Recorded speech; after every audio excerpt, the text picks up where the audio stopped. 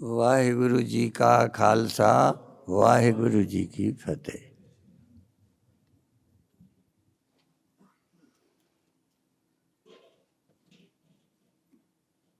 अभी अभी सुन रहे थे, जा मरने से जग डरे।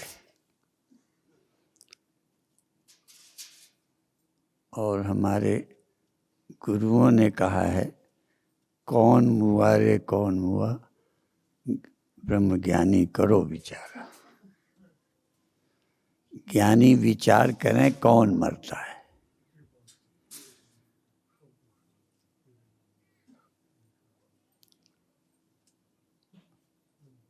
और पंजाब में तो कहते हैं मरना बोलते ही नहीं है। पंजाबी में बोलते हैं फला व्यक्ति ने शरीर छड़ दीता, शरीर छोड़ दिया, मरे नहीं।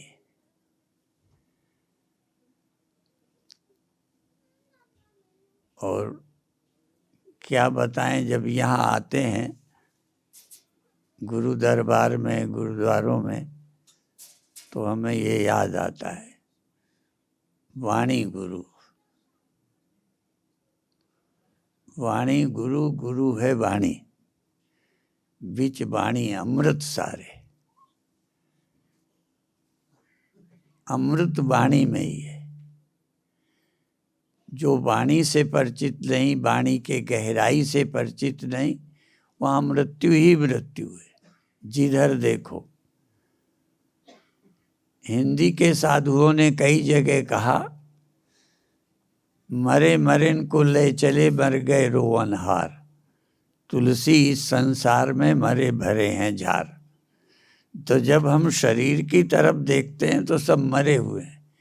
जीवित समय पे भी अब भी शरीर तो मरा ही है।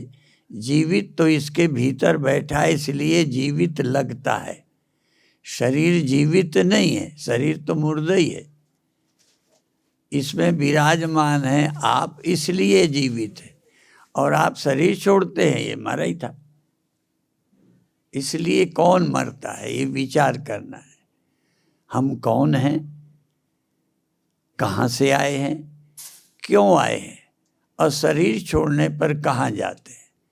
इसीलिए अरदास में, प्रार्थना में बोलते हैं, फला व्यक्ति सचखंड वासी हो गए।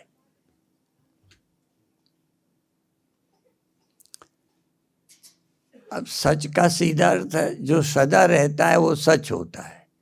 जो कुछ देर दिखाई पड़ता है फिर नहीं रहता, वो सच नहीं है। इस जगत के लिए हमारे गुरुओं ने ये भी कह दिया, जो स्वप्ना और पेखना ऐसे जग को जान। ऐसा जानते नहीं है। गुरुओं ने आज्ञा दी है, उपदेश दिया है कि जानो। क्या जानो? ये जग स्वप्ना है। जो स्वप्ना और पेखना ऐसे जग को जान। जगत को स्वप्ना देखें। और गुरुओं का उपदेश क्या बताएं, उसके बिना जीवन धन्य होता ही नहीं। उन्होंने तो ये भी कह दिया,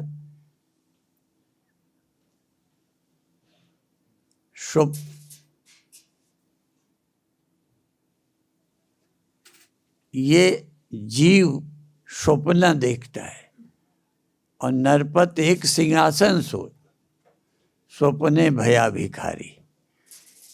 एक राजा स्वप्न में भिखारी हो गया। अछत राज, उसका राज्य कोई चला नहीं गया। अछत राज केवल सोच रहा है। अछत राज बिछुरत दुख पाया, सो गत भई। हम सबकी यही गति हो गई। हमें लगता है हम मर जाएंगे, मर गए हैं, ये नुकसान हो गया है। सब स्वप्ना देख रहे हैं।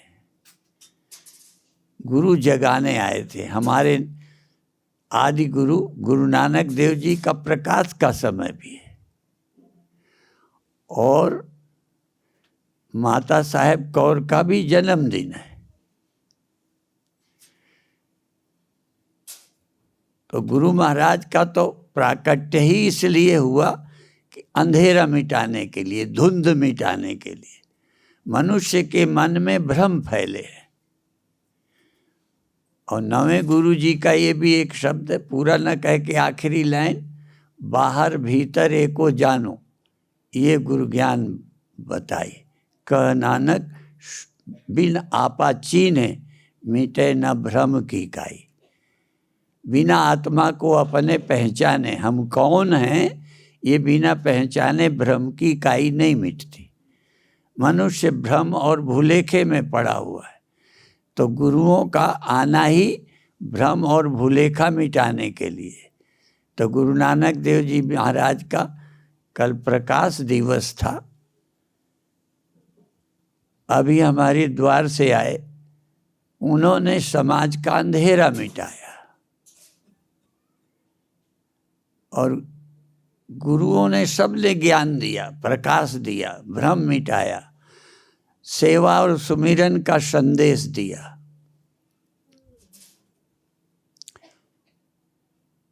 तो जब तक हम वाणी से नहीं जुड़ेंगे, वाणी को समझेंगे नहीं। कभी कभी हम ये भी कहते हैं कि वाणी नारियल की तरह है, उसके अंदर सार भरा है, पर उसको कैसे निकाले। तो वाणी में ही अमृत है, वाणी ही कल्याण करेगी, वाणी ही गुरु है। शरीर गुरु नहीं होता, वाणी ही गुरु है। वाणी गुरु, गुरु है वाणी, बीच वाणी अमृत सारे, जीवन धन्य होता है। और अमृत दो तरह से छकना होता है, खंडे बाटे का, और दूसरा है वाणी का। वाणी का अमृत मिल जाए तो जीवन धन्य होता है। इसलिए वाणी पर विचार करना, वाणी को समझना, विश्वास समझने के लिए। तो हम मनुष्य का जन्म भई प्रापत मानुख देहुरिया, गोविंद मिलन की हो तेरी बरिया, और काज तेरे किते न काम, मिल सात संग भज केवल नाम। मनुष्य का जन्म गोविंद के पाने के लिए, गोविंद के मिलने का समय है। और किसी शरीर में, गुरुओं ने तो सुखमनी साहब में कहा कितने जन्म कीड़े मकोड़े पशु पक्षियों के हुए, कितने कितने हुए। इतने जन्म होते होते मनुष्य जन्म ही है जिसमें हम गोविंद का सुमिरन कर सकते हैं। इसलिए भाई प्रापत मानुख देहुरिया, मनुष्य का देह गोविंद के स्मरण के लिए मिला है।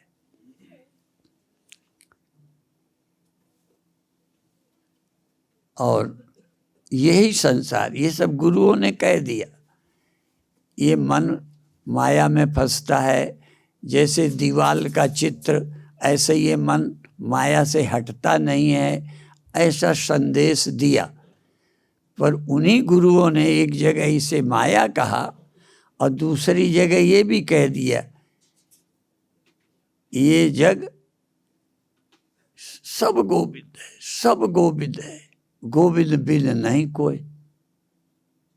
पर जब गोविंद दिखता है तब नहीं फंसता, जब तक सब गोविंद नहीं दिखता तब तक फंसता है। इसलिए गोविंद दिखे कैसे? जब तक हम सत्य को नहीं जानेंगे, अकाल पुरुष को नहीं जानेंगे, निरंकार को नहीं जानेंगे, तब तक सबको नहीं पहचानेंगे। क्यों? सब उसी से उपजा है।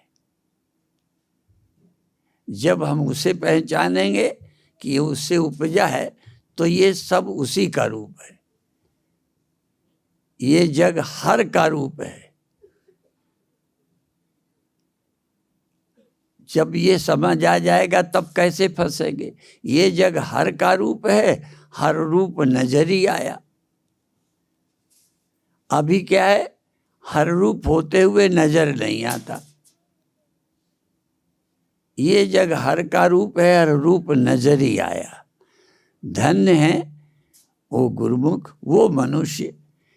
गुरुओं का उपदेश तो सबको होता है, मनुष्य मात्र को होता है।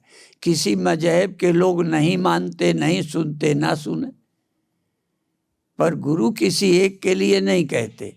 वो तो सत्यवाणी है, सबके लिए ब्रह्मवाणी है। इसलिए गुरुओं ने सबको संदेश दिया कि ये सब गोविंद है, पर दिखता नहीं है। पर जिन्होंने कहा उन गुरुओं को नजर आया, हर रूप नजर ही आया। ये सब हर रूप है, हर रूप नजर में भी आ गया। रस्सी में सांप दिखाई देता है तो डर लगता है, लगेगा ही, पर जब हम पहचानते हैं तो सांप है ही नहीं, वो तो रस्सी है। इसी तरह से ये जग हर का रूप है, पर अभी हम पहचानते नहीं है। जब पहचानेंगे, हर रूप देखेंगे, तो बंधन क्या, दुख क्या, फंसना क्या। और हमारे गुरु सब काम करते रहे। दसम गुरु जी के नांदेड़ साहब में हम दर्शन करने गए। उन्होंने शादियां भी की, संसार से संघर्ष भी करना पड़ा, लेकिन मुक्त हैं। जैसी आवश्यकता हो, कभी कभी वैद्य डॉक्टर कठोर लगते हैं, निर्दयी लगते हैं, पर डॉक्टर निर्दयी नहीं है, कठोर नहीं है। वो हमारा इलाज करता है, दवा भी कड़वी देता है, इंजेक्शन भी देता है, चीर फाड़ भी करता है। तो हमारे गुरु समाज के डॉक्टर भी थे। जिसको जैसे ठीक होता वैसी दवा दी। कई बार बिना चीर फाड़ के ठीक नहीं होते, तो हमारे गुरु दयालु थे।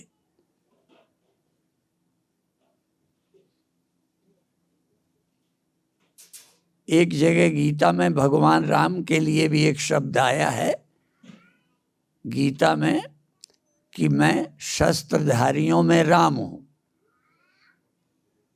अर्थात राम शस्त्र रखते हुए किसी व्यर्थ के, निरीह के, कमजोर के लिए नहीं,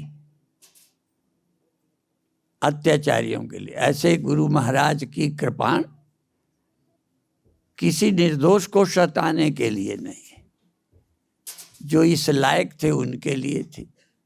इसलिए हमारे दशम गुरु भी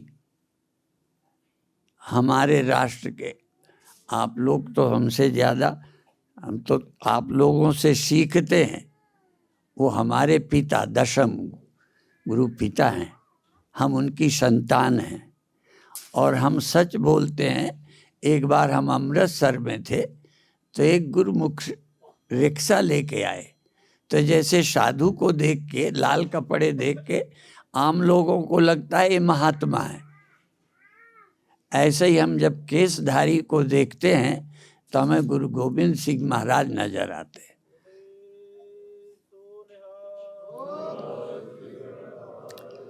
तो जब हमने एक रिक्शे में उनको बैठे देखा और हम वेदांत सम्मेलन अमृतसर से बोल के रोड पर आए, तो उन्होंने मेरी तरफ देखा जैसे मुझे रिक्शे की जरूरत है। तो उन्होंने कहा आइए। तो मैंने कहा नहीं, मुझे रिक्शा नहीं चाहिए, मैं तो आपको देख रहा हूँ, मुझे अच्छे लग रहे हो। तो उत्साह में आके फिर उन्होंने जो कहा वो बताता हूँ, वो उनका बोला है। उन्होंने कहा, पहले मेरे से पूछा कि आप साधु हो कि गृहस्थ। मैंने लाल कपड़े के बाद उनको ये नहीं था, क्योंकि अलग अलग संप्रदाय हैं, सबको नहीं पता होता। तो उन्होंने पूछा आप साधु हैं कि गृहस्थ। तो मैंने कहा साधु। तो कहते हैं आपको एक पुण्य मिलेगा, साधु हो, भगवान का भजन करते हो, और मैं गृहस्थ हूं। गुरुमुख बोले रिक्शा चलाने वाले। मैं गृहस्थ हूँ, मैं 5 वाणियों का पाठ करता हूँ, मूल मंत्र का जाप करता हूँ, मेरे बच्चे हैं, मैं शराब नहीं पीता, इधर उधर का भोजन नहीं करता, तो मैं आपसे ज़्यादा अच्छा हूँ। अहंकार नहीं, उनका हृदय कि आप साधु हो, केवल भजन करते हो, हम भजन भी करते हैं और भगवान की सृष्टि का काम भी करते हैं। तो ये सृष्टि भी भगवान कृष्ण ने गीता में भी कह दिया कि ये सृष्टि मैंने चलाई है, तो ये शादी करके सृष्टि चलाना कोई पाप थोड़ा है। और एक बार सच्ची घटना है, वो मेरे लिए नई थी। ट्रेन में एक गुरुमुख मिले तो उन्होंने पहले यही कहा, आप तो भगवान के विरोधी हो। तो हम तो अपने को भगवान के भक्त मानते हैं। उन्होंने कहा आप भगवान के विरोधी हो। मैंने कहा क्यों? कहने भगवान सृष्टि चलाते हैं, अब आप बाबा बन के रोड़ा डाल रहे हो। ये सच्ची बातें हैं, कोई मैंने प्रवचन नहीं है। तो उस दिन हमें ख्याल आया कि ये भगवान ने सृष्टि चलाई है, आप सृष्टि चला रहे हैं। इसलिए सिख समाज में साधु बन जाना ऐसा नहीं है। हमारे यहाँ तो संत ये थे, गृहस्थ थे, काम करते थे, देश के लिए धर्म के लिए संघर्ष करते थे, संत थे। और ये तो हमने पंजाब में सीखा, संत और सिपाही।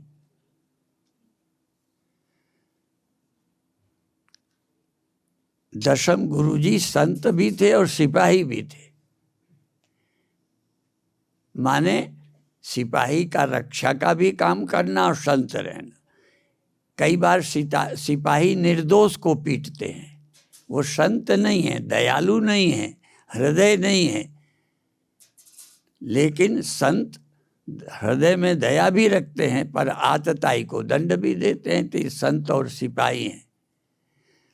और दशम गुरुजी ने संत और सिपाही ही बनाए हैं, और हमें संत और सिपाही ही बनना चाहिए। तो आप सब बहुत बहुत भाग्यशाली हो जो गुरुवाणी से जुड़े हो, गुरुओं के पर्व मनाते हो, समाज की सेवा करते हो, कोई भूखा न रहे गुरुद्वारों में ऐसी व्यवस्था करते हो। कितना अच्छा है, सारे विश्व को सीखना चाहिए ये चीज़।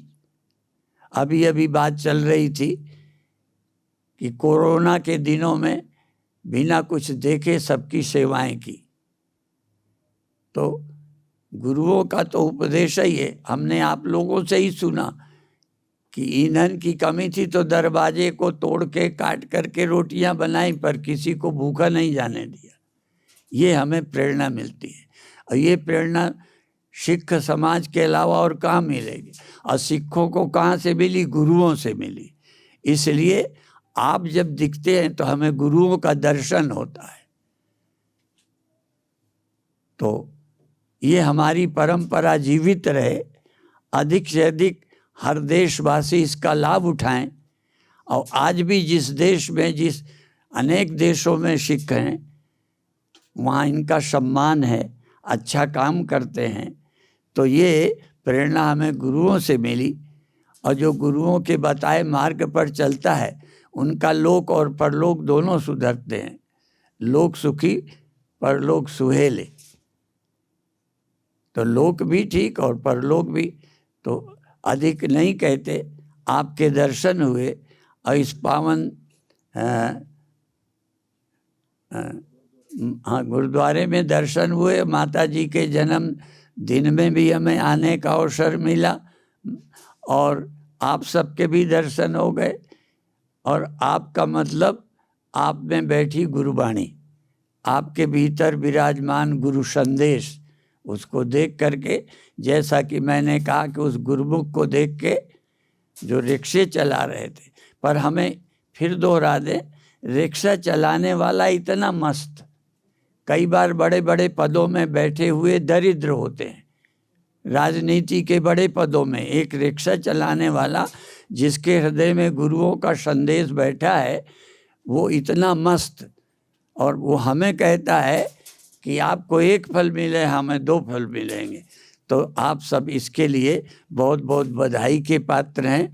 मैं आप सबको गुरु महाराज का रूप देख के नमस्कार करता हूँ। वाहे गुरु जी का खालसा, वाहे गुरु जी की फतेह।